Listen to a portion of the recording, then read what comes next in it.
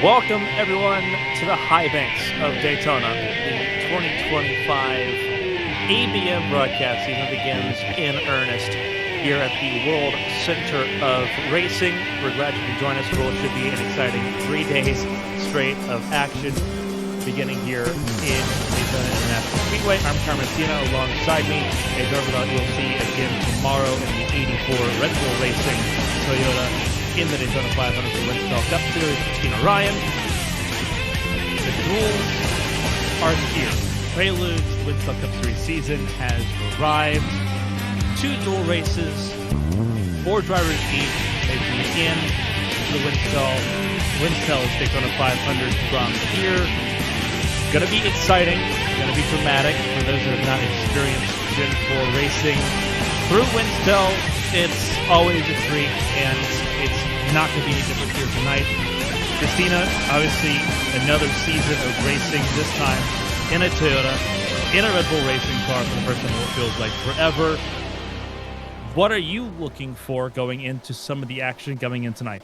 Well, I'm excited, and I'm excited to be here in the booth because it kind of gives us a little chance to check what's going on the racetrack tonight. As you see the format on your screen, as you mentioned, the top 4 from each dual advance.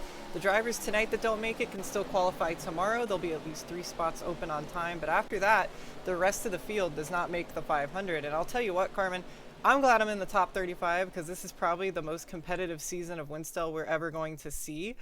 2 different cars, a lot of really good racetracks, a lot of great racing.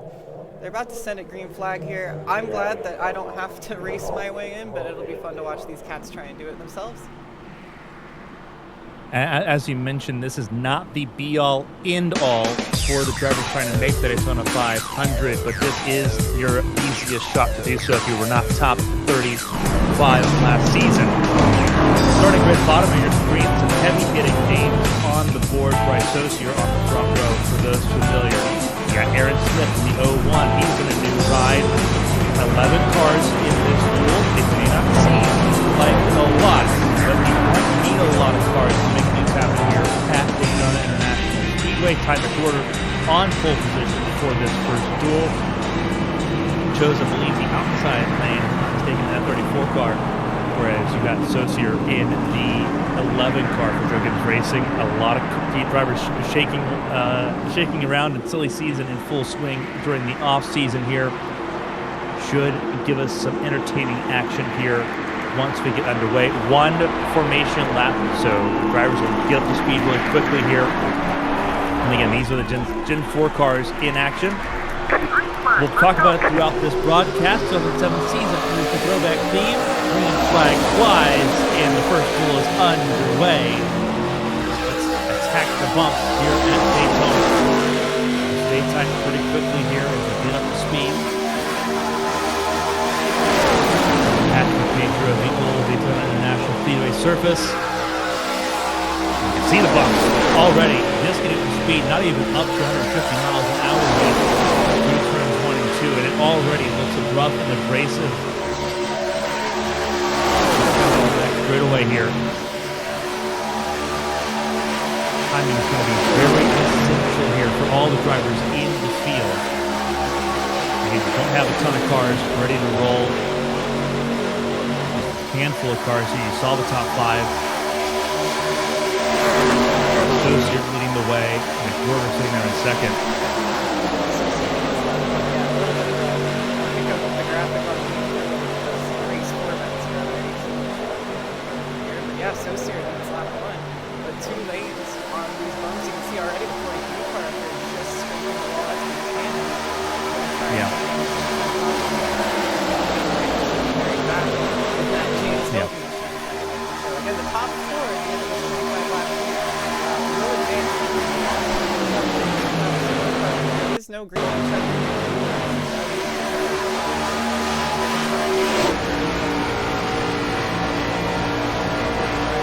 Now, yep, went through his rookie season last season. Now in the 31, that was piloted by Corey Cook last season. Now in the hands of Ryan Moore, the Singular Wireless Chevrolet for Wicked Childress Racing. You can see his career stats going into this weekend. 6 career starts going in. Jumped in late, riding on north, and you can see how bumpy this racing surface is. I'm so happy to see these 07 cars on the racetrack here. As we mentioned, 2007 season is the theme. We have both the Gen 4 and the Car of Tomorrow featuring this season. This is actually the only plate track with the Gen 4 car for this season. The other plate races are going to be with the Car of Tomorrow, and those are going to be electric speeds. Even more electric than we're seeing on the racetrack right now. And you see already a little bit loose between the Joe Gibbs Racing teammates, and that was Saucier that saw the loosest amount of action there. 45 degrees sideways out of 4. Will drop back and stay in the draft. That is best case scenario for the 11 car, making his Winstel Cup Series debut this season. He's done 2 Winstel 400s, but he's not competed in the Cup Series as of yet. Anthony Krobach, Winstel veteran, was behind him. Had to avoid running into his teammate and now leads the inside lane. McWhorter stays on the outside lane in that front row. Motorsports 34. And it's next man up for the inside lane. 2 lanes from him. Christina, as you mentioned before, not very often we see 3. Very difficult to see 3 going right now with the limited amount of cars in these duels. Remember, top 35 already locked in. They don't race in the duels at all. A bit of a departure from real-life NASCAR Cup Series racing. This is just for those not locked in, which makes it a little bit, I think, a little bit cleaner when you think about the amount of action and just how much these cars are moving on the racetrack at the moment. So those top 2 rows are where you want to be right now. McWhorter, pole sitter, Krobach inheriting what his teammate gave up there. And the pressure will ramp up even more as 25 laps will fly by quickly here on the high banks of Daytona. Yeah, we'll have a pit stop on the replay. On board now, 10 left before 14. This is what it looks like from the back of the field. 2 different strategies here. Some drivers trying to get back, pull these cars out again. They're not on rails. You see them around cars. I'm going to tell you, driving this car on this track is very difficult. And some of the drivers did pop in to get some practice. I think that's showing with some of the drivers that are towards the front. But some of these guys, this is their first time driving this car on this track. With this setup, and it is a very wily setup, so that's why it's not so much of a surprise to see guys like Krobach up front, Moyers driving some pretty familiar with the Winstel format and how these setups tend to go. Again, I don't think Moyer has driven in the Gen 4 old one. I think he did most of these starts with the car, and now getting back to the old legacy Gen 4, now on board with Krobach, as we are coming alongside of number 13, and it's McWhorter still leading. As you can see after 5 laps, this is how they run. Some beautiful graphics on hand here. Big shout out to Tyler Head, who's been really working to get these perfect. It's going to be a very fun season for us to watch back at his drivers in the booth, but probably really fun for me too. Yeah, he's always knocks it out of the park here. Obviously, you see Winstel's always been key on authenticity and recreating the theme and the vibes from the year that's in question. 2007 was a really good season. Obviously, a very chaotic season with the new 2-car format there that we're going to see here in the Winstel Cup Series as well. A lot of jockeying back and forth, and there are some heavy-hitting names in this duel. Michael Sturgill, for those that maybe aren't familiar with him, Winstel 400 veteran. He is a fantastic driver here on the high banks of Daytona. Worked with him in the Winstel 400 this year. That was a lot of fun working with him. He's in the 08. He's second in line on the bottom of the racetrack, though. Aaron Smith, he's a Winstel veteran. That 01, heartbreak in 07 in real life. Mark Martin driving that car, ended up finishing runner-up. His best finish in the 500 came in that 01 car in 07 behind Kevin Harvick. So a lot of familiar-looking paint schemes, a lot of fun memories for a lot of drivers in this field here, and you're seeing everyone just sort of putting it all out there right now. Everyone's still game planning, though, as well. We talked about the green flag pit stop. You get to sit back and watch. Obviously, it's going to be a lot different tomorrow in the actual Winstel 500. You're going to have a little bit larger fuel tank. It's going to be, obviously, a lot more cars. You get that full 43-car field here. But you do get to take away some things. Same setup overall, minus the fuel tank. What are some of the notes that you're taking away watching some of the action going on right now, and just seeing how the lanes aren't really moving a whole lot? Outside lane seems to be the stronger lane at the moment, but it's not a breakaway like what we see typically like with the newer generation cars. Yeah, that's something that this car and this package has always kind of just had its issue with over the years, riding on board now. Not sure who that's on. I think it's the 41 that we're on board with. It is, so It is. Lucas Strayer. But yeah, I mean, even from his perspective here, you can see it's just kind of gridlock. These cars don't really do a lot of pushing forward with the draft on the plate tracks. It makes it kind of a stagnation. It looks great on TV, and it is intense on the track because you have to find your gaps and fill them. And that's kind of how we had the situation where someone will punch through the middle and just come flying up through the field because the side draft is just not really a thing with this car. So it does tend to stall out, but that's why qualifying is important. I think if you're not in the first 3 or 4 rows, Carmen, you're probably going to want to be at the back of the field. Me personally, I'm just going to throw caution to the wind, I think, and see if I can get to the front early. That's kind of always been my game plan. I'm more with Hunter Waters now, the number 13. Because once you get there, it's kind of hard to fall out unless there's cautions or pit strategy. The last couple of years, I think pit strategy has opened up the door for me to be able to get into the top 10 or 15 at these plate tracks, and I think that's kind of going to be the plan. Try to qualify one if I don't, ride around until there's the first caution and see if I can make some strategy calls. Because once you're there, it's a much safer place to be.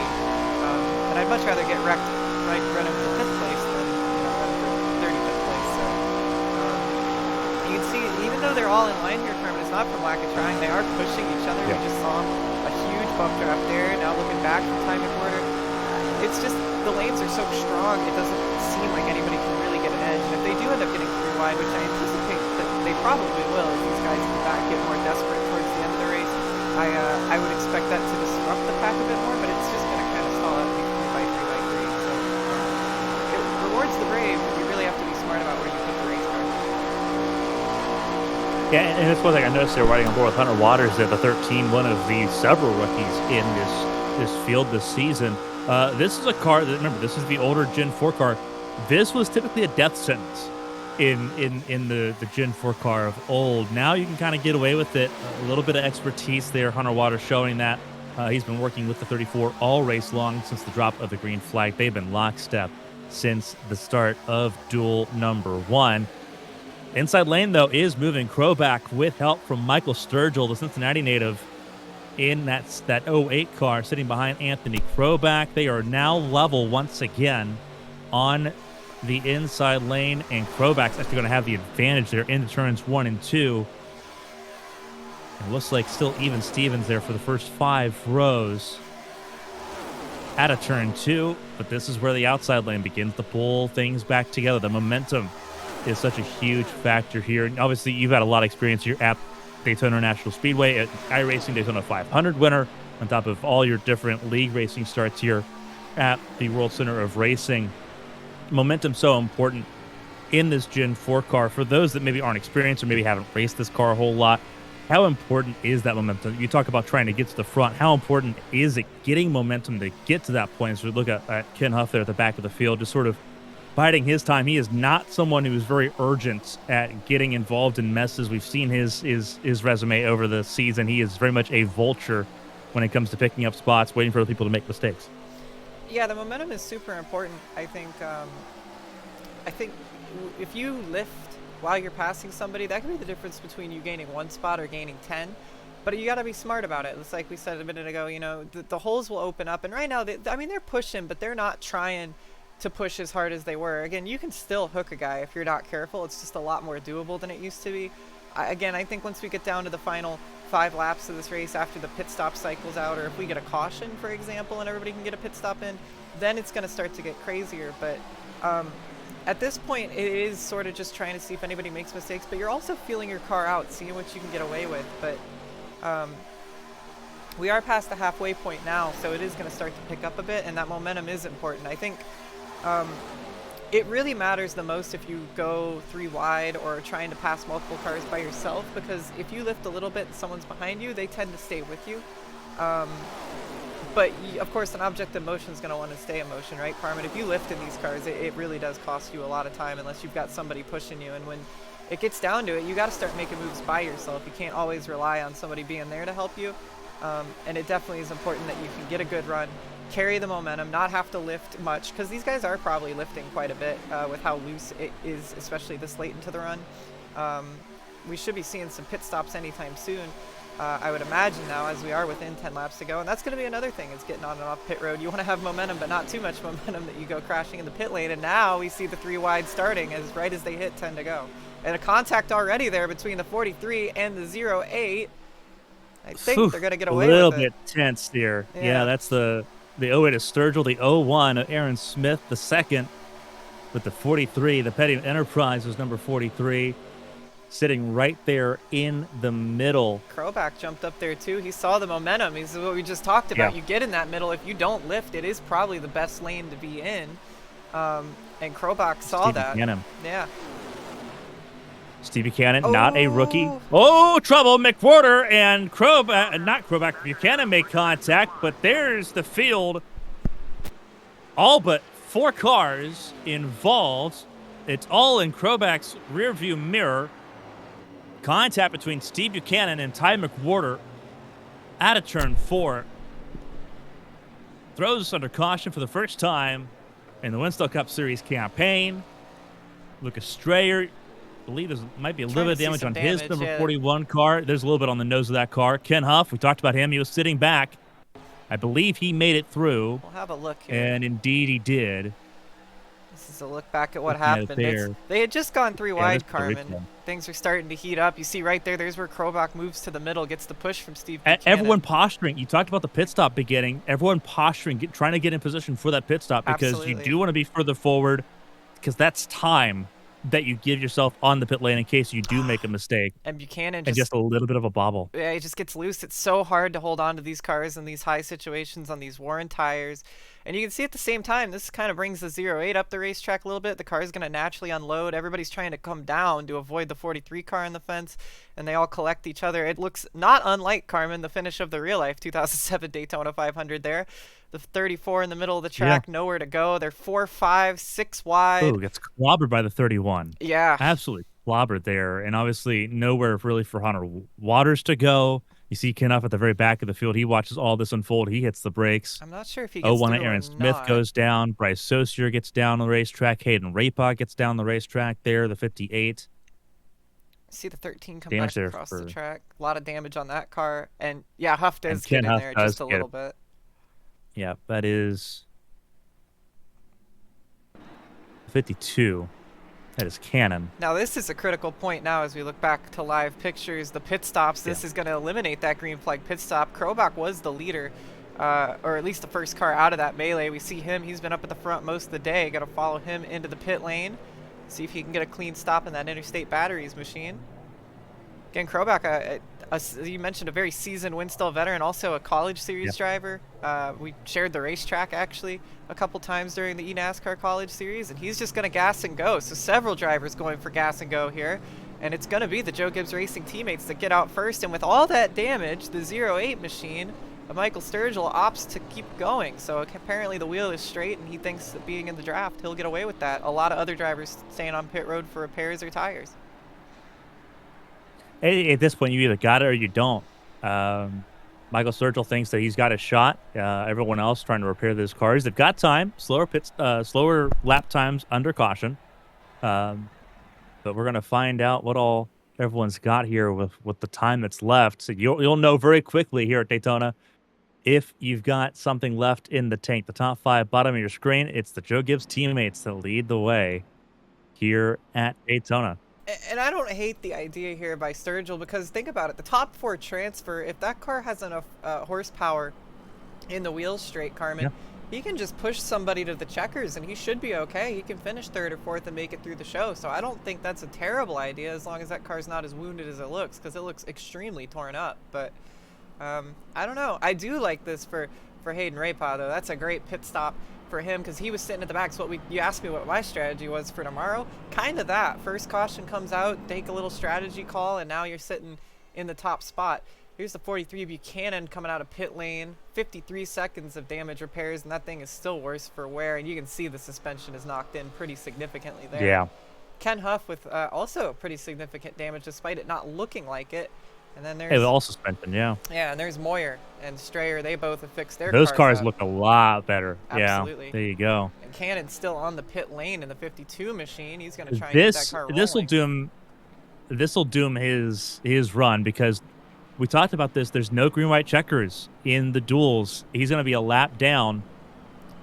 So yeah, unless there's an immediate caution or yeah, you have to have one come right back. Otherwise, he's going to have to try to qualify in tomorrow. Although it would appear, we'll see what the scoring says though, because the caution laps aren't counting. So there you go. He might get away with that. We'll have to see though.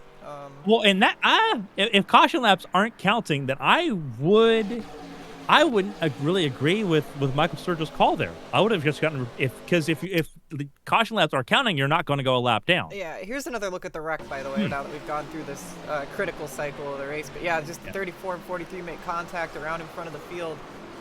And they were 3 wide behind. They had nowhere to go. I'm surprised that Ken Huff had so much damage from that. It was such a small impact compared to some of these other drivers. But again, another look at it here. This is on board with, I think that's Ty McWhorter. Yeah. Did nothing wrong, just the 43 got loose on the top, makes contact, he steps out of line, and again, he lifted a little bit, and all the cars behind him kind of ran him over. You're going to see that, I think, a decent amount tomorrow for the Daytona 500. Absolutely. It's just one of those things, when the going gets tough, the tough get going, and you can see just how the field was gone. It sounds so trite, Carmen, but it doesn't take much, especially in these cars on this track. In Winstel, it is so easy. On second thought, that is a pretty hard hit for Ken Huff there into the 52, and that explains why it looks okay in slow motion, but when you put speed to it, it gets rough. Yeah, absolutely. But yeah, I mean, you're going to see a lot more of that. But we are about to go green flag. We'll see how many laps they give us here, and we'll see where it scores that 52, and whether on the lead lap or not. Definitely the tail end of the field, but we're going to get the green with 8 to go. So yeah, caution laps do not count. So everyone's on the lead lap here. Let's figure out who's got what it takes here. The single file restart. Staple of Winstel. So the Tokyo's racing teammates, yeah. Oh, and they left each other. I would have thought they would have tried to help each other out. Yeah, I would have thought for sure there would have teammates. This year, he's got to earn that trust. And look at the James Hilton machine trying to make the show on the top of Hayden Rape, but he said, all right, well, if you guys are going to stab each other in the back, so I'm gonna try and pave my own path. Was the low is last place. Now it's inside the top 5, but he's going to the back quick, Carmen. Yep, outside lane, just not gonna get going the way he was hoping it would. He was hoping for a little bit more help from the cars behind. He won't get it from the 31 or the 41. He'll have to slot in line behind. Krobach's best friend right now is that 08. Michael Sturgis is going to be staying right behind him, but here comes the outside lane. Saucier didn't lead at the line, leads after the line, but he's got help. Here comes Moyer and Strayer. Ryan Moyer. Yeah, there's Strayer in the 41. They were totaled about a lap and a half ago. They fixed the car up. Oh, that's the 58 right behind the wall there. He's going to try and hold on to it. We stay green for now, but that's probably going to be There's McWhorter. McWhorter on the outside there, and then, yeah, there's the 58 losing a lot of pace, now getting passed by the 52 of Cannon, Blake Cannon going by, who is, you said, on the lead lap, so we'll see here. But Saucier still leads. Everyone's hanging in there. You're hoping for another accident. You're hoping with another accident that puts things into a tailspin here. Right now, Saucier leads the way, the rookie. Oh, look at Krobach. Out front here at Daytona. Krobach in the middle. Moyer gets loose in the middle. Oh, my goodness. Krobach slices through, gets around the 41. Strayer, remember, top 4 in the duel. Advance to the Daytona 500 tomorrow. Look at Moyer in the middle. He can barely hold on to that thing. And see them hands? See them hands? Just want to touch him, man. Just want to touch him. And I tell you what, that 13 jumped up, too, to try and block that run. But now it's Saucier going to the back of the field in the 11. Yeah, everyone's cycling around here. Everyone knows what's on the line. You do not want to have to be waiting to go qualifying for the last 3 spots on Sunday. Oh, absolutely not. And that's where we're at right now. The 31 and the 13 lead the way. Chevrolet's out in front. Ryan Moyer led that lap. 5 to go. The caution laps not counting here, so a caution now would freeze the field. with the amount of laps remaining. No green-white checkers because the field is frozen and because the lap count freezes, which is going to give everyone the chance to repair those cars if they need it, if they can. And you see the car further back, that is Hayden Rapa, who is completely lost the draft, 20 miles an hour slower than the rest of the field right now, and it doesn't feel like it because this field at the front of the field is dancing in the middle lane. They get into each other there. Krobach in the fence. And Cannon as well. We stay green for now, though. Yeah. 5 to go now, 4 at the line. Cannon and Krobach will have to try to figure it out now from the back. They held on to it. You see the damage there on Krobach's machine riding aboard the Interstate Batteries car. Now in 8th. He's battling for that top 4 spot. Ryan Moyer and Hunter Waters have the top 2. Crampton and McWhorter in the top 4. Now they're not out of the draft, though. Smith and Saucier. Yeah, they can get back in here if they stick together, and I think that's why we saw Krobach jump back up. Look, they're all strung out in front. They can. This is going to be a huge Constantina effect, but if they can line up and get it right, they can absolutely still have a shot at this, especially... Whoa, there goes Hunter Waters. What a save, but especially when they're doing that, Carmen, they can really get back into this thing. 3 to go at the line. Again, if a caution comes out with 2 to go or less, this race is over. Well, if a caution comes out with... Yeah, it is with 2 laps to go. They won't restart the field with 1 lap. Yeah, that's a Winstel rule, not a cautions don't count rule. That's a Winstel rule. They will not do They will not do the ARCA restart rule. Especially not with all this on the line. And I think these drivers know that. You can see 13 gives a huge shot to the 32. Toyota, one of the new manufacturers this season, TJ Crampton, haven't talked about him at all. And now he's in the transfer spot. He's in the front of the field, leading the inside lane. It is 4 on 2. Now it's 3 on 3. McWhorter back to the bottom.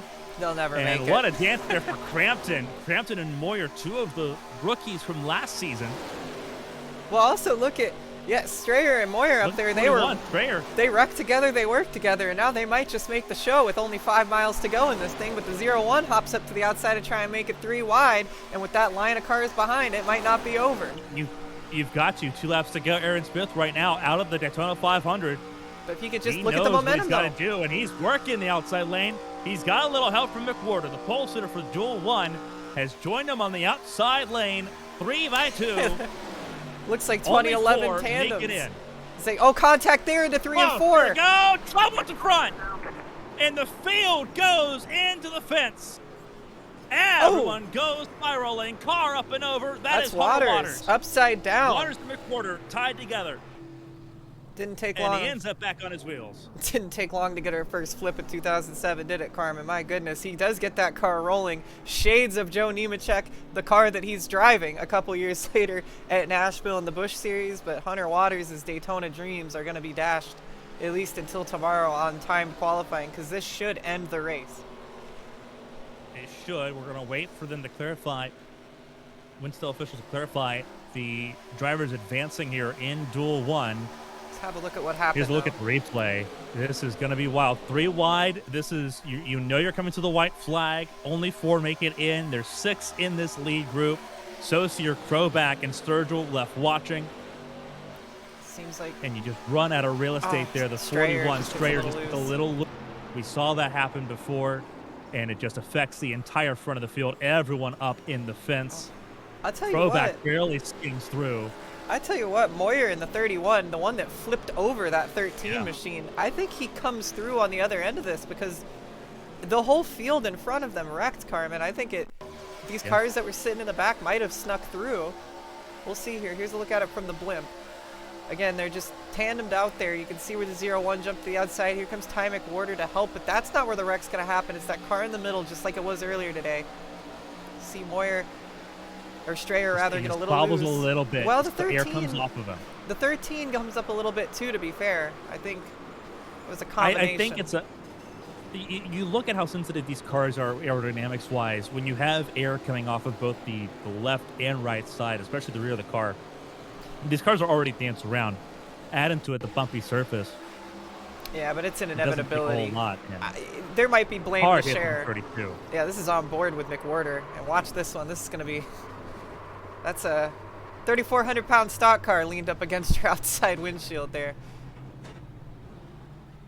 My goodness. Yeah, little wave little burnout to say hello, but so the Winstel officials are currently still overlooking who all makes it through. This is on board with Saucier, who almost saw the path in, but I don't think he's going to make it in.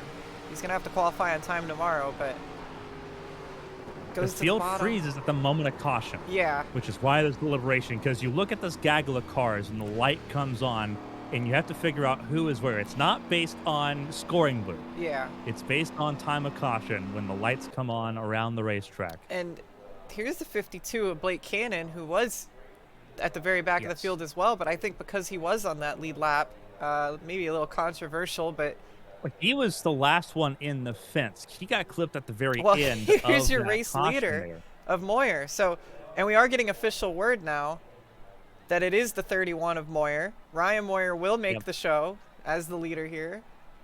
And then looks like it'll be in this order that they're in right now. Yeah. Ryan Moyer, Lucas Strayer. is Lucas Strayer, Anthony Krobach there in third. And then Blake Cannon. It looks like there's the 52. Blake Cannon will make it into the show. So this is going to be how the field order is set here in Duel 1. They will make it into the 500.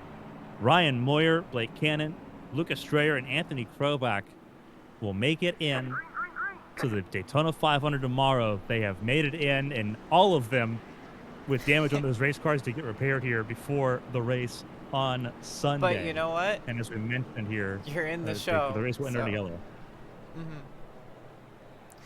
We'll step away for a minute here, Carmen, as we get ready to set up for duel number 2. But very quickly, some thoughts on that one? Obviously, extremely wild stuff here. It's going to be a lot of fun seeing how Duel 2 plays out. Everyone that was in Duel 2 will have some notes to prepare for to get ready to use here for this upcoming race. For sure. We'll be right back here from Daytona in just a moment. Stay tuned.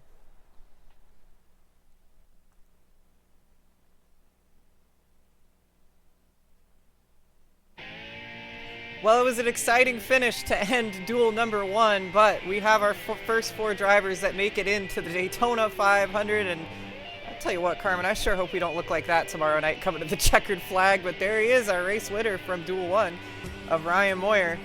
Wounded as he may be, when the caution came out, he was scored as the leader, and he kept the thing pointed in the right direction, so exciting stuff, but we get ready to send it back down for duel number 2, and for that, I think we're ready to get the starting grid.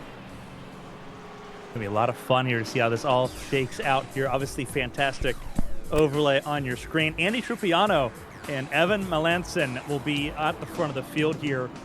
2 Winstel veterans leading the field to green. Molnar and Wetmore in row 2. Tyndall and Peixoto in row 3. Chris Bishop highlights row 4 there along with Keister. Grantham and Farinaires in row 5. Row 6 is Saville and good old number 96 Hall of Fame racing car in the field here. 13 cars in the opening duel. In Duel 1, we saw the first 4 cars make it in to the Great American Race tomorrow night. 4 drivers advance from this race as well. If you're Trupiano and Melanson, you are in the best seats of the house so far. However, we also saw that the front row doesn't guarantee you anything. Both your front row starters in Duel 1 failed to make the show in Duel 1. So a little bit of pressure, a little bit of heat at the front of the field as we get ready for this duel. Everyone in this duel had the chance to watch the first 25-lap race here tonight. The second 25-lap race is underway here at Daytona. And Christina Ryan already 3 wide as we go off into the tri-oval towards turn 1. Yeah, absolutely. And you can see as the Mustang pace car brings it down pit road, that's the 06 of Trupiano getting out to an early lead.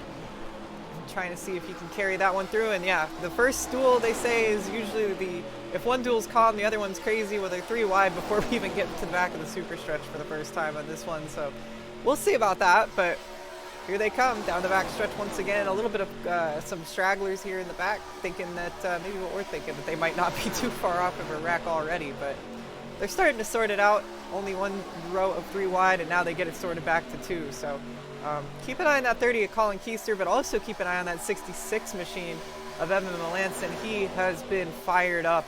He did not want to run the duels, to be honest, but he's here, and he's going to try and get the win and try and get himself in if he can, but so far so good after 1 lap around Daytona.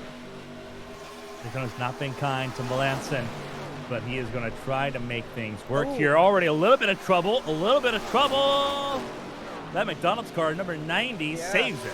Yeah, great save, but honestly, that's going to hurt him because now what that means is that he is going to lose the draft along He's with... not going to be alone, though. Yeah, Matthew Molner's back out of the draft. The 27 machine and the 28 machine, they've all lost the draft at this rate, so... we'll see, but we stay green. So this is going to really, you see Zach Tyndall and Jeff Yennish are the other two drivers involved there, but now this is going to split that pack up even more. And it doesn't look like they're calming down too much up there, Carmen. No, they're not going to. You see a little bit of a glitch there Yeah, on the one overlay more. as we. It's the first race of the season. It's not even the first race of the season. And we'll have it all figured out here for the main course tomorrow here at Daytona. A lot of action here at Daytona for those that maybe have jumped in to watch the duels. Obviously, the high-octane race, a little bit of an appetizer as well. That's coming up here in a couple hours, 8 p.m. right here on Twitch here for ABN. Running on board with Colin Keister, the number 30. Looking back at the field, a very hungry field trying to make the Daytona 500 behind. There's 66 of Melanson. Fantastic looking car. Yeah. Forgetting how good that car looks, but fantastic look here from the bumper of the 30. And a little bit of an issue there. That's the 12. I believe that's Chris Bishop. It is. Yeah. It's supposed to be the 7, but he's got the number 12. He'll have that car rewrapped in time for tomorrow. Absolutely. He won't lose the pace, and now it's 4 cars off the draft. Yeah, he's probably going to join Molnar and company in the back, which is probably going to help them, but that's even more so. The other thing about this, though, Carmen, is that the less cars there are in that main pack, the less likely they are to wreck. So it might not be what you're exactly looking for. But here's Evan Melanson, and we want to talk about experience. Evans ran 10 races in Winstel. He's been around the block. But how about Colin Keister? Yeah, you got to qualify your way into this race if you don't think your experience is enough for that. Some really heavy-hitting names in both of these duels, and some heavy-hitting names not making the show in Duel 1. So we'll have to keep an eye on this all night long. You can see the hands working for Evan Melanson. This is not going to be an easy day at all for him to try and make the show, but he seems determined. And that's Andrew Ferrynares that we're looking at through that window net on the inside lane, currently leading the top in the number 66 machine. Yeah, we've got everything sorted out a little bit. So fewer cars. Chris Bishop really trying to hang in there, trying to hold on to that lead pack the best he can there. Yeah, he should. And the 96 not making it easy. He should maybe be able to hang on. The draft wake on these cars is a lot stronger than you would expect. Especially with how much you're having to lift. Absolutely. I think it will help him out a little bit there. Absolutely. We can see the 96, by the way, remember, who was at the tail end of the field after the first couple laps, or after the first lap of Seville. He now finds himself sitting in the lead pack. He avoided the little melee at the start with the number 90 of Molnar, and now we're on board with Andy Tripiano, another name pretty commonplace in the Winstel circle. Led 1 lap and now falls to the back for now. And again, already, Carmen, 5 laps clicked off. The time is ticking, especially for those 3 at the back of the field. The time flies here at Daytona. It doesn't matter what car you're driving. It is always going to fly by pretty quickly here. As I mentioned before, with Chris Bishop, he has gotten right back there on board with the tail end of Saville. The reason why we talked about, like, you can kind of make up some time because you're not full throttle in these cars here at Daytona. It's just not really possible with how the setup is currently made. You're going to have to lift, and that allows Chris Bishop, who has who can carry more speed to catch up there. This group of 3 cars is going to need a little bit more help in the form of a caution, preferably. I think is what this group is thinking right now. You're seeing right now they're sort of out of luck at the moment. But it seemed like this duel could be the crazy duel, but it seems like everything's kind of died down for the moment. We'll see how it changes hands. Last 10 laps is where we saw all the chaos in Duel 1. Yeah, absolutely. You can see even if it's just these 3 cars in line, Zach Tyndall about lost it out of turn number 2, so they're still pushing as hard as they can to try and keep the gap from being any bigger. But as we ride on board with Molnar, you can see you can't even see the rest of the field. They are absolutely going to need a caution, and you can see the ticker at the top of the screen. They're continuing to lose pace to the leaders. Colin Keister at the front alongside Evan Melanson, as it still has been for the last couple of laps. Andrew Ferrynares on the bottom, and I believe that's the 37 machine on the outside in the second row. It is a Pisota, so there's Tripiano and Tom Wetmore, another name we haven't heard in a while, but is back in Winstel and trying to make the show on the number 0 machine. Then it's Grantham and Bishop, and then Seville. That is how they run in that front group, which is now 9 cars. Then Molnar, Tyndall, and Yennish are in that 3-car group in the back. Nice looking number 30 machine there for Colin Keister, and currently out front alongside Melanson. Two very beautiful cars heading the field. You need to get the 30 car matching helmet to match the hood of that car. A fantastic looking car. There are a lot of fantastic machines. The Winstel team, Most of in which, general, does a fantastic job. yeah, most Christian Budd does yes. a lot of the work here, but there's other contributions as well in the field. Full Winstel Cup field while we were watching this field roll out of turn 2 here on lap number 9. Full entry list for the first time, I believe, ever. I'll have to go and double check that before tomorrow's race. But 80 cars registered for this season in some sort of capacity, which is insane. We had more entries than we had Cup Series cars that started 2007. Yeah. We had to use Busch Series cars to fill out this field. I believe the car riding on board with the 30 is one of those Busch Series cars. Yeah, I know for number 30 of Colin Keister. I know for certain that Tom Wetmore in the number 0 machine is, and there's quite a few of them in this field, but I'm not for sure on Colin Keister. It might be a Busch car as well, but I'll have to double check them. I can look at that. oh, there's the Cup Series logo on the side, number. so I think it is a Cup car. I think they all have Cup Series logos. Well, the 0 doesn't, so I don't know. So, but let me see. We'll see. We'll get back to you on that, but as we look back at the very beautiful number 37 machine, the Dodge Charger giving a big push there to Melanson on the top, and there's a look now at the number 30 machine. Solve that answer. This is the first Rick Rare racing car, the 30. How about that? That we're looking at. So that is a little bit of a trivia there. I'll have to brush up on my trivia on 07 for tomorrow's race. We're running aboard with Ferry Nares.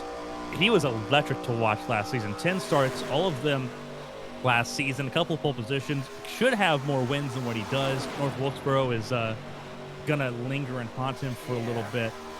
But obviously trying to start off the season on the right path. Not in the top 35 in points. Missed out by just a little bit. Was in that conversation at the end of the season, but just couldn't put it all together here. And has to try to race his way in. Those that were top 35, a very important thing here. Yeah, with that record-breaking field, especially because it still means that there's 45 cars that are not locked in at any given time. They are locked in for the first 4 races of the Winstel Cup Series season. That is important. That is a little bit of a cushion. Obviously, you talked about yourself, Christina, needing that top 35 to have that ability to start off the season strong. You and your teammate Kyle Benson both in the top 35. Very important for Team Red Bull this season. They did not have that luxury in the real life 07 season. They struggled here at Daytona. Obviously not going to be the same case here tomorrow for that team overall. Getting a little bit of a trivia. The 30 was driven by Stanton Barrett in the attempt to make the Daytona 500 in 07 for Ripper Racing. It did not do so. But there was the attempt, so a little bit more trivia there about the 30 car. Colin Keister leading the way, making that team proud. Stanton Barrett, a veteran in the Cup Series by this point in 07 as well. A lot of good-looking cars here on board. Trupiano, one of the experimental Penske entries that became to be with the introduction of the car tomorrow. This was driven by several drivers, most notably by Sam Hornish Jr. at points here as the experiment with that COT. And we're riding on board with him. He is currently battling for that 4th spot with a 37. Again, only top 4 make it. Right now, it's cars right in front of him at the moment. And Melanson in that 66 car getting a huge push forward. That's Joseph Peixoto, the 37 car, the front row motorsports machine. There's 2 of them in the season's entry list, 37 and the 34. Peixoto trying to help Melanson get forward here. Keister has had a vice grip on the bottom lane. Melanson has had a vice grip on the top lane, and Melanson led that lap there. And just trying to get clear from 6. These guys are content to ride like this for now. I don't expect that. We saw in the first duel, as we take a look at the field as they run right now after 13 laps, they will not stay like that, especially with all those rookies in the field. There may not be rookies overall, but rookies to Winstel, 6 rookies in a row. And then, of course, Molnar in the back, who had that little mistake early on. As we get down to the closing stages, it doesn't matter where you are. There's going to be a lot of drivers trying to make their way in to this show because, like you said, it is so important. If you can make the Daytona 500, you're already ahead of about 20 or 30 drivers that didn't make the show. Yeah. And that gives you one step closer to making the top 35 in points, especially with how topsy-turvy Daytona can be. A lot of the drivers that are top 35 are going to have bad days. They're going to be sitting on the outside looking in, and it gives you a great foot forward. If you miss this race, Carmen, it's going to be really, really hard to pick up the slack. And one thing we're going to mention here, we talked about the amount of drivers that are in the series here that may not make the main Winstel race. There is a secondary series for the drivers that miss the main race, the Winstel Cup Series event. It's almost like a Busch Series, almost. It's all the drivers that fail to qualify. They do get the chance to race on a stage there with each other there. They do score points towards the Winstel Cup Series standings as well. So even if you don't make the main the Daytona 500 tomorrow, there's a race still for you to try to go and win because there's points on the line for it. So everyone has something to fight for. You would just like to be a part of the main show, the 43-car field in the Daytona 500. Oh, it's such a gut punch. And that's what everyone's racing for here. I failed to qualify in my first season a couple of times, and it is just it's so disappointing, especially when it's at Daytona. It's such a disappointment, but I think everyone's had that experience at some point, whether for you it's Daytona, for me it's Indianapolis. Failing to qualify for Indianapolis 500 a couple times. My first attempt at the Indianapolis 500 in a league race capacity, missed out miserably. Yeah. Thought I had it figured out, missed out miserably. It is one of the worst feelings you can have as a driver. It doesn't matter if it's real life, instant racing. It's such a gut punch. To pair that, though, the feeling of making the show when there's knockout qualifying is one of the most butterflies. Yeah, it is. And I remember it was the 2006 season, which ironically was not last year. It was a couple of years ago. But I remember when I raced my way into getting a charter. Yeah, I'm going to hold your hand when I say this. It was almost 5 years ago. I don't want to hear that. But I remember it was at Bristol, and I had made my way in, and I had made enough points, and I was awarded a charter. And that was probably, to this day, one of my most my biggest accomplishments in Winstel, because obviously I feel like I'm a much better driver today than I was then, but to be able to make it into the show and have that, not job security, but to have that security of like, all right, I'm going to show up on Sunday and not waste my afternoon, it's a huge feeling, and these drivers all know that. And of course, you got drivers like Evan Melanson who have been kind of teetering on the outside looking in, but have the passion and really do want to show up every week and be able to put on good races and put in good results, and has the talent to do so. This could be huge. Of course, Colin Keister would be a little less surprising to make the field. We know how good he is everywhere else, as we're on board with Chris Bishop right now, running at the tail end of that lead pack, as we do have 8 laps to go. We're getting closer to that point where pit stops are. But again, another driver, Chris Bishop, on the outside looking in. You see 14 starts in the Cup Series. I would love to be able to show up every week and know for a fact that he's going to be locked in. So there's a lot on the table and a lot to fight for here, Carmen, and it does mean a lot. It is just a video game at the end of the day, but this is still a competition, and these drivers know that. Here's Tom Wetmore, the number 0 machine, looking to punch his ticket into Winstel as well. We've seen him around in other series. A huge shot to Melanson there. Pushed him all the way forward. You saw the gap he left, full car lengths between the two now. Well, they could also be getting ready, Carmen, to posture for pit stops too, so that is about that time. The tanks are starting to run dry as we ride on board still with the 0 of Wetmore, going by the 06 Trippiano. What a cool camera shot that is. As you can just see the field, you can see the background of the front stretch of Daytona, but beautiful 06 machine as well. I loved that Mobil 1 car growing up, but here we go. We'll see if we do get any pit stops here. Any minute now, we'll see them, and here they come. Colin Keister's in, Trippiano. I believe Bishop is in, may not be. No, that's Ferrinair's behind. Oh, Keister in tight. I don't think he made it. I think that might be speeding. I highly doubt he made it here. I don't think he's got a lot of leeway on that one. No. We'll see. Well, the timer's going to give us everything here. Good old graphic there at the bottom of your screen will give us the timer. If it goes beyond 15 seconds, we know that he's being held. Cleanly in his box, at least. The stunt driver, Stanton Barrett, would have been proud of him for not wrecking that car, but... Looks like fuel only, if that was what he was going with. Jax did not come up there. Pashota gets rolling. He got dinged. Piano. There goes the rest of the field. Big time. I was not surprised there. No. Tires were taken by the 37 or by the 47 at Grantham, I believe. So that's not great. I don't think that's great, but better than Colin Keister, who still sits on pit lane. As we see now the second group, here comes Evan Melanson, Tom Wetmore, and Wetmore is going to go for a spin. Oh, he kept it off the fence though. And he's gonna back it up. There you go. All right, buddy. There you go. Come on, man. Get below 55. Get below 55. It's legal if he can get and it in his box. They will service him. Absolutely. If he's backwards, they will service him. He's just got to find a way to loop it Oh, around. no, I don't think. Well, can he get it? Well, he's just trying to get into his box. I think he didn't know where his box was. Yeah, it was a valiant effort. This is a disaster. The 3 cars that lost the draft earlier are all in as well in the background, but Wetmore legally in the pit lane, but I think, and he is getting service, so he's going to join that group of 4, I think. Now it'll be a group of 4, but that's kind of unfortunate, but you got to give him a tip of the hat. That was a great effort. Well, that's not a lap down. These are the cars. Oh, no. They're getting the lap back. Mm-hmm. Yeah. Good effort, but unfortunately not the results. And also taking tires is probably going to hurt him too. Here's Trippiano, who should be the leader with Fairy Nares. Or trying to take the leader, Wetmore got dinged for unsafe pit entry because he left the pit lane. Oh, what in the world?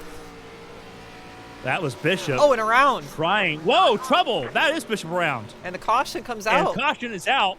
Well, that is Bishop. Wrong way around with damage. That's huge for Colin Keister and for Tom Wetmore, who will basically be bailed out. But Chris Bishop, either in trying to merge or on the back of that car. He got hit, I think, by the car that was behind Trippiano. I think Fairy Nares hit him. I mean, he was swerving around out of the pit lane there a little bit. There goes, I believe that was Wetmore coming out. This is a look at a replay. So there is Wetmore in the box sideways, but up here is where Bishop is. Exiting the pit lane. It was Melanson that was out front with a huge lead with a couple drivers. It was Trippiano and Fairy Nares, I think were about 4th or 5th. I mean, these cars were still coming out of the pit lane, so it wasn't really for sure. They would have been the de facto leaders, but you can see up the road, that's Melanson and the 96. But oh yeah, I mean, nowhere for Fairy Nares to go.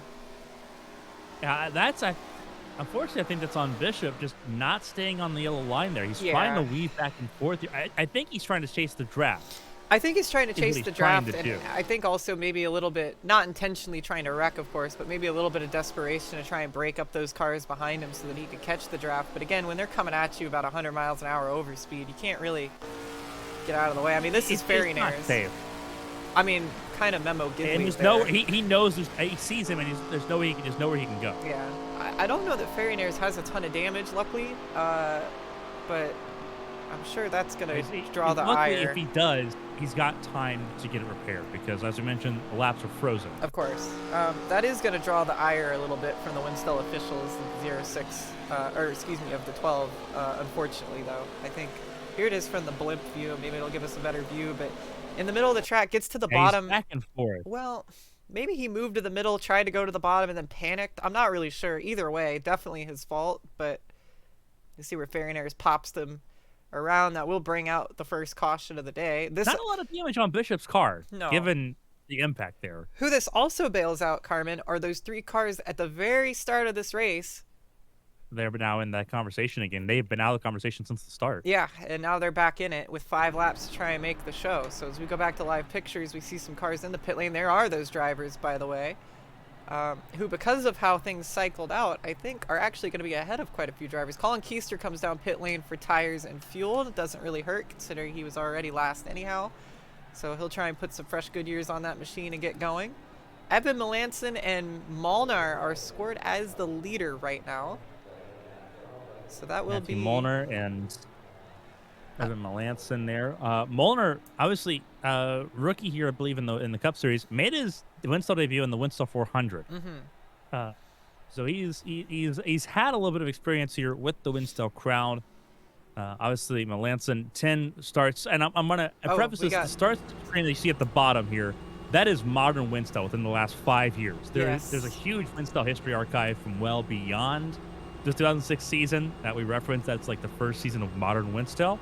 So Melanson's got a larger record book beyond this 10 starts, but 10 starts over the last 5 years in the modern Winstel era. We got a car stopped on the back straightaway here, Carmen, as we get the running order currently, but Tom Wetmore is parked on the back stretch. I'm not certain why, but the 0 car is parked on the super stretch here by Lake Lloyd. I'm seeing from the booth, so I'm not entirely sure what's up with that. He scored in 11th place, but we'll get back to you on that as we see the running order. But Lights are on the pace car Yeah, still. still got I'm another wondering lap. if he's. I'm wondering if there was some sort of penalty, and he's waiting for There he Bishop to is. come on through. Well, No, Bishop cleared him. yeah, I he's just think parked on the yellow line. we'll see what Winstel says to us. We'll get on the horn, but he's still parked on the backstretch. I wonder. I don't think there'd be a mechanical issue because he just went down pit lane. So, and I don't think Unless it's a mechanical issue inside the cockpit, maybe. it's possible. Getting word from Winstel now that with the way the caution came out here, because of the caution laps not counting, for one reason or another, he was scored as a lap ahead of the field. So I'm not I'm not sure how that's quite happened. So they're just gonna have him wait for the pace car. Yeah, but they're gonna have to call him to the pit lane for that. Otherwise, everybody's gonna get a penalty. So I'm not sure how that's gonna go. We still have a lap or so to figure this out. Now he does start going, so it is. Yeah, it's not a car issue. Hang on. We're So not I wonder. Going green, not going green. Hearing from Winstel, they're gonna try and bring him to the pit lane so the field can go by and he'll restart at the tail end of the field. So he will be on the lead lap. But if they went green like that, he for whatever reason would have been a whole lap ahead of the field, and that obviously is one way to try and punch your ticket to the Daytona 500. Yeah, so he will go down pit lane, and then it will hand the lead to Evan Melanson, who is currently scored as second place right now, Carmen. But it should be Melanson and Molnar, the front two, and then you see everybody else lined up as they should be. We'll get at least one more lap of caution, and we should still, again, since caution laps don't count, this will still give us a restart with, I believe, 4 laps to go, which does mean if we get a caution immediately, we'll still keep going, but if we get to 2 laps to go, the race is official. So we'll see. Yeah, and that's, I think, important to emphasize here is that the point of no return is when we get to 2 to go. If we have a caution before then, obviously the lap count is frozen, and we get another shot. Obviously, entered a caution in Duel 1. It was very frantic. We had to wait for the time of a caution to be verified as to the drivers that made it through. For those that missed Duel 1, for those jumping in and watching live, for those that are jumping in watching this before the Winstel 400 on the Daytona 500 on Sunday, for those that made it in Duel 1, Ryan Moyer, Lucas Strayer, Blake Cannon, and Anthony Kroback made it in from Duel number 1. This is Duel number 2. Andy Trupiano looking at him as he comes down the pit lane, taking advantage of having the extra lap under caution here. It's a long drive down from 6th place to come in for a pit stop. I'm not sure if this is quite the call, but we'll see. Not many cars took tires. The field's small enough. Not many cars took tires on those pit stops. Yeah, and they are important here. This isn't just tires. Pin it, but yeah, it's super. I have a feeling this is going to work out pretty well for Trupiano. I like the odds here. I like Colin Keisher coming down and taking tires. This is a call I would have made. You're not losing 43 spots. You're losing 6. But if you are Ellen Melanson, I think you can't come in for tires when you're the front car because odds are you're gonna be up there. But yeah, it's tough to say. That's the worst place to bet. Sorry, go ahead. If you don't get to control the restart like where Melanson is right now, your best bet is to control your destiny by being able to control the amount of grip you've got in the car. Melanson can control his destiny. He's got the front of the field, and that's where Clean Air's can't. I don't fully disagree, but man, pulling away from 6th place to get tires is such a gutsy He's call already to make. out. That's true, but you're staring at being able to make it. He's already out the top 4. You pop it 3 wide on the last lap and you're in 6th place, you can end up in 3rd. So I don't know. Look at Ryan Moyer. True. Ryan Moyer was 9th on the last lap in Duel 1. That's true. And he won the duel. Anything can happen. He also won it with no front clip and a missing rear end. So I don't know. Do they have a backup car at Penske for that 06? We'll see. But pace car is going to come off. We'll have 4 laps to go. It'll be at the helm of the Hall of Fame racing machine of Ellen Melanson, who has not been outside the top 5 all night long. You see the rest of the field as they tick by there. A lot of rookies here. That will probably play a factor. 5th versus that one out. Yeah. 100% it will. Pace car pulls in. Melanson leads the way. Green flag flies, and away we go. 3 wide already in the back. Look at Ferrinaires on the bottom, wasting no time. And this time, Carmen, I think they'll stay 3 wide. Once the green flag flies, everything's clear. Oh yeah. Like it's all weapons engaged. For those unfamiliar, usually in some series, You can't make lane changes before the start finish line. No, as soon as the green flag flies, it is weapons free. You are in a dogfight from that point on. Riding on board here Molnar in from the the sucker third hole. place car. Gets some help battling. from Keister, though. 3 wide, 4 rows. And they are all 3 wide at the front of the field. Melanson on the bottom. The 90 of Molnar in the middle. Yenish on top. Yenish on the outside. 3 to go. How about Matthew Molnar? It's almost spun out of the race and crashed the car on lap 2, spent the whole race at the back of the field, and now he's getting pushed by the guy who went backwards down pit lane in reverse and had to do a J-turn, and the guy who was speeding on pit lane. It's the reject squad in the middle, and they're very quick, but oh, look at Wetmore. And we got the 47 car in the fence now. Whoa, trouble! Car in the fence. Stay green. Still green. This is critical here. If they have a caution, we get one more restart, but if they get to the line, it's over. That is... Yep, you got to have a caution if you're going to have one before the 2 laps to go comes through. Grantham's Daytona hopes may have to wait for so tomorrow. far. They sort back to double file as we get to the 2 to go. So this as the 90 of Molnar in the fence. So this race is official. Wetmore to the lead. Melanson stuck on the bottom with no help right now as Ferrinares pulls back. 2 to go. It's official, Carmen. 5 miles in change. Do they get to see the white flag, or is it going to end right here? A little bit of 3 wide action as they go. Oh, it's going to be close. Oh, trouble. That'll be a caution. Cars in trouble in the back. It's over. That should be it. So it'll have to go back to where these cars were at the time of caution. Just a quick 360 spin. And I believe that is going to be in the hands of Wetmore. For sure. Wetmore and zero. Keister for sure. I think Melanson, I think we're going to be looking at the 37 and the 06 to see who made it. Yes. We'll see if we can see when the caution light comes out or not. This is on board with Wetmore. Close. Wetmore is ahead here. Riding on board here. It's going to be, the light's going to be on the outside. It's going to be on the fence. Yeah. And they are tight together here. They're hitting each other if you don't think it matters. There's the light. I don't think. There you go. Still green here. Light's not on yet. Still green, still green. You're looking for the yellow box to start flashing. Yeah, we don't see it. But, oh, you can see the 06 looks ahead of the 37, though. So the caution would be coming up right about now. And I think that means that Trippiano is going to make it.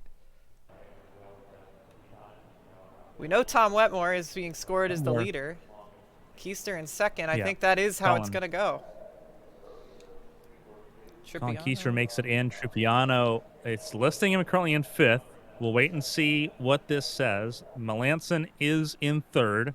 And officially from Winstel, yes, they are saying with the time of caution, even though Peixoto is being scored ahead of Trippiano at the time of the caution, Trippiano was ahead of Peixoto, and I think the replay kind of showed that because Peixoto went to the top and fell quite a bit back. So the top 3 are as they show on track. Those 3 obviously make it, but it's going to be the 06 of Andy Trippiano that will join them in tomorrow night's race in the Daytona 500. And I think that will be the checkered flag here for duel number 2. They both end under caution, Carmen, but it has been some great racing leading up to that. Not surprised to see it end behind the pace car, but what a great couple of events here. And Tom Wetmore, who was doing a J-turn down pit lane, ends up winning the duel. Absolutely wild stuff here in duel 2. 2 cautions in each duel. And we have a decent amount of rookies making it in from the duels here. 3 rookies. Sorry. Yeah, technically 3 rookies. Ryan Moyer still considered a rookie, I think. Maybe. I believe so. And then 2 rookies here. Wetmore and Keister. Trippiano and Melanson, obviously veterans of the Winstel Cup Series. So Wetmore and Keister will be the rookies from duel number 2 that make it through and lock in to the Daytona 500. Remember, this is not set starting position either, by the way. No. We're going to go ahead and throw that out there to kind of explain things while we're watching the field pace through here. Everyone gets to requalify again tomorrow. You get to see some stuff, as we mentioned before, high octane here at Daytona. Same racetrack in just a couple hours' time. We hope to see you tonight as well. All racing all throughout the weekend here. It continues tomorrow night with the Winstel Daytona 500, 7:45 p.m. Eastern tomorrow night here on ABN on Twitch. We're excited to get this racing season underway in earnest. The HL Cup Series gets closer to its end. That is on the Monday broadcast here from Homestead. The duels are wrapped up. It's time for everyone to get ready to go racing. We're glad you joined us. On behalf of Christina Ryan, I'm Carmen Sienna. Thank you all for being with us tonight. We'll see you again in a couple hours. Stay safe, everybody.